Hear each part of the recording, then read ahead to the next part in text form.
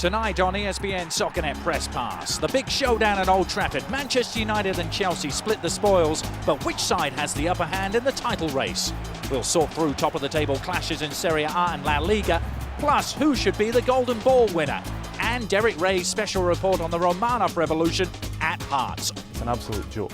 It's just a different mentality in Russia. The only thing that's missing from Hearts just now is the players wearing red CCCP tracksuits. All this and more next.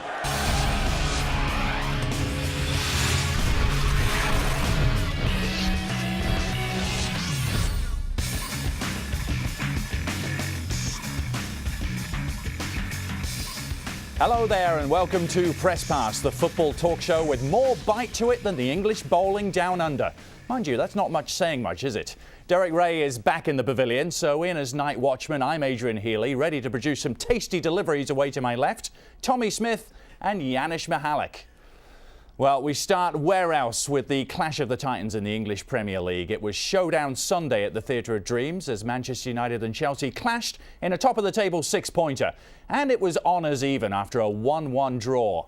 As you were then at the top of the table, but Tommy, was this a psychological victory for Chelsea? Well, certainly if you listen to the old psychiatrist himself, Jose Mourinho, he says it's a psychological victory. And I suppose I would probably have to go along with him. I would probably have to go along with him grudgingly because of the fact that Manchester United were 6 points ahead of the rival at 1 point. But these theoretical tables don't do any good. It's on the end of 90 minutes. I thought Manchester United were the better team.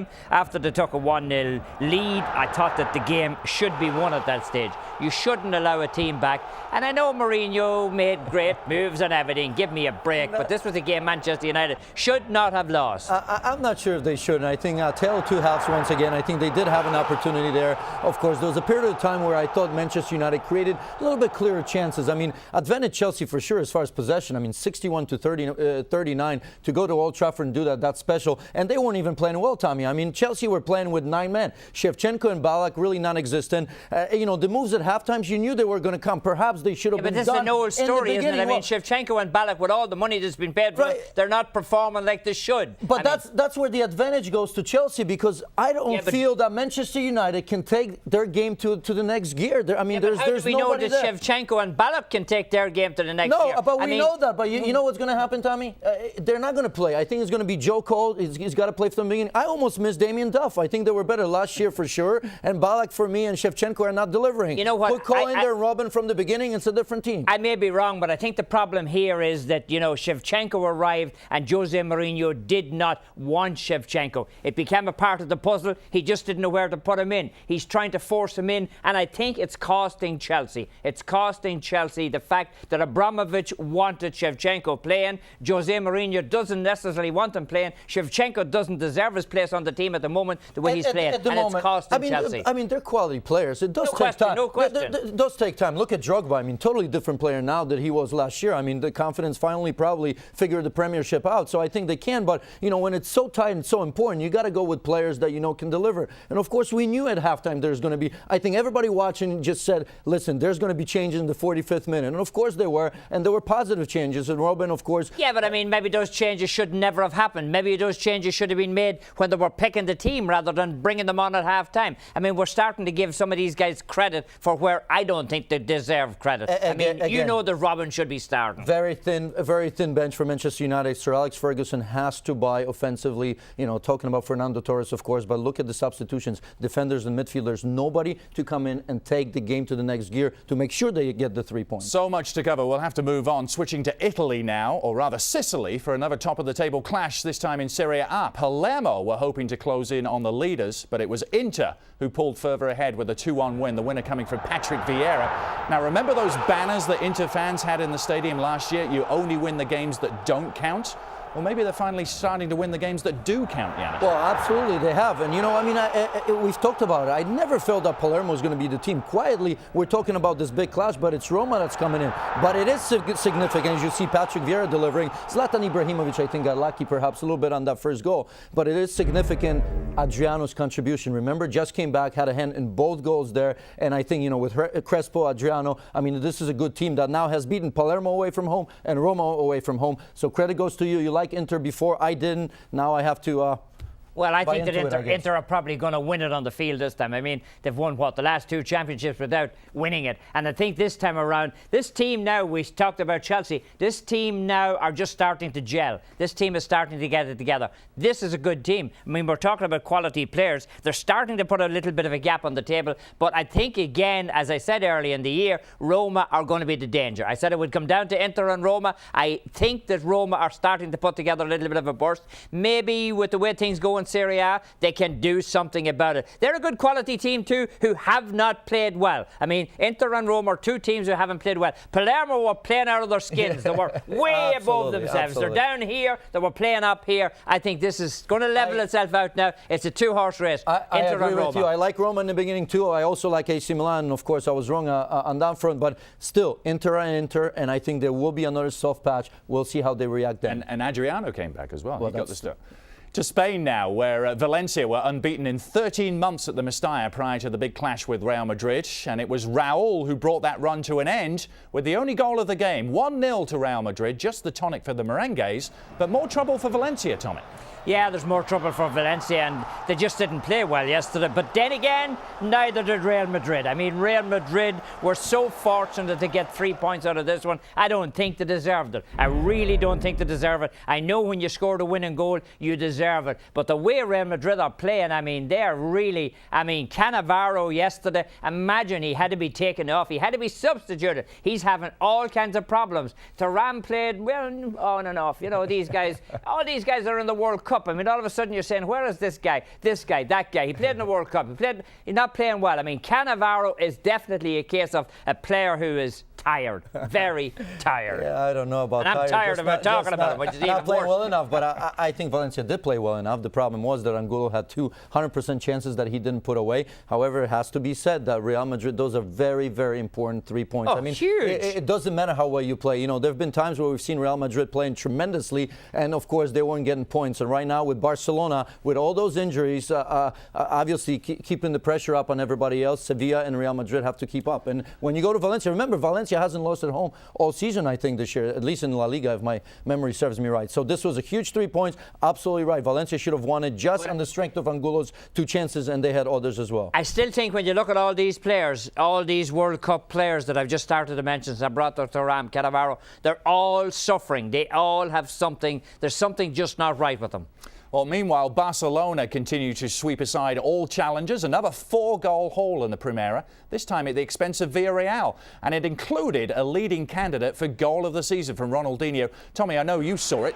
Could you believe what you were seeing? No, I couldn't believe it. I mean, that, this was unbelievable. This was just, it was incredible. I mean, the guy was off the ground. He looked like he played the ball off his shoulder and he just flicked it over the keeper. I mean, I would say that there's no question. I mean, it's not just a candidate for goal of the year. I would say it's easily goal of the year in Spain. If there's something better, I want to be around the day that it's scored. This was just incredible. But having said all of that, Barcelona are still not the team they were last year. They showed patches of it. You had to say yeah, I'm telling the truth. I'm telling the truth. They showed patches on Saturday that they are coming back to form. Their passing is starting to come. But I'm telling you, they are going to miss on the stretch run. They're going to miss Messi, and they're definitely going to miss Eto'o. Johnson starting to look like maybe he belongs, maybe he is going to do what Shevchenko is not doing with Chelsea. I mean, it's a strange league. La Liga is a very strange league this year. The goal, poetry in motion. Of course, we know Ronaldinho can always do that. I will tell you this, you know, to beat Villarreal 4-0, it's a comprehensive win. I mean, when was the last time Villarreal has conceded 4 goals? Yeah, but they had like 9 injuries. I mean, this was a team. This was a decimated team. Don't judge anything by Villarreal. Okay, decimated team, and you know, you have to say Barcelona, no Eto'o, no Messi, no Saviola. Certainly a team that's missing a lot of good players, yet they continue to get the results. They may not be playing great, but they're doing exactly what they need to do, and they're just biding their time for some of these players to come in. I don't know what's going to happen for Barcelona, but I'll tell you what, tremendous win for them against Villarreal team that's actually gotten a couple players back. You know, they still have some injuries, but a couple significant players. No Riquelme. When Villarreal don't have Riquelme, the yellow submarine goes woo to the bottom. And on that note, that's the weekend nicely put under wraps for you. Time to switch gears in a few moments and go to Scotland, where we'll try to get to the heart of the matter in the story that's dominated all others north of the border recently. Yes, it's still big news here in Scotland. I'm talking about the Romanov revolution at Hearts. More on that when ESPN SoccerNet Press Pass continues right after the break.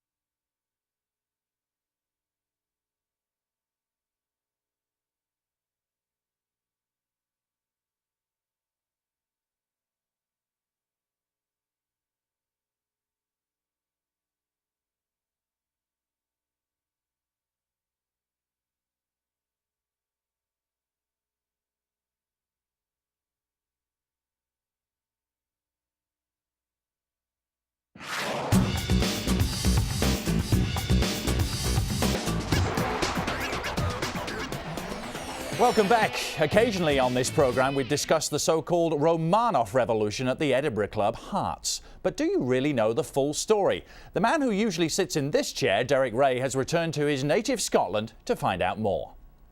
Welcome to Tynecastle Park, home of Hearts of Midlothian Football Club, a proud Edinburgh institution. A couple of years ago, however, it appeared that this ground was in danger of being sold off for housing. So financially imperilled were Hearts at the time.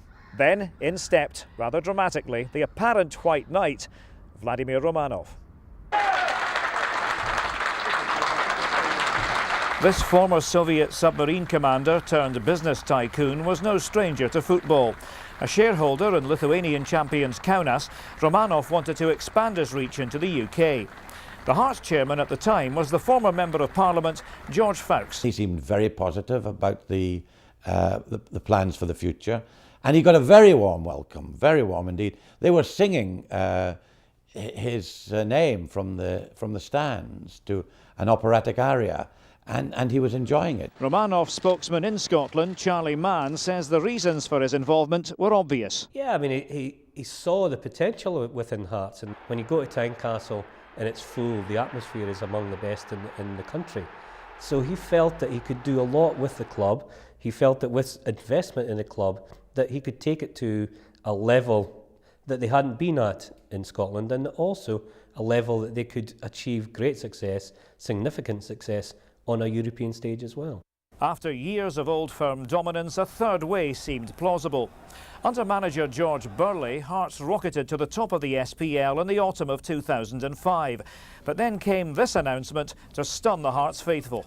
It has been mutually agreed that because of irreconcilable differences, George Burley will not continue as manager. I was very unhappy about it. I had to make the announcement, and a lot of people who saw it on television, heard it on the radio, said, "We knew your heart wasn't in it, George," and they were right. Within days, George Fawkes tendered his own resignation as chairman.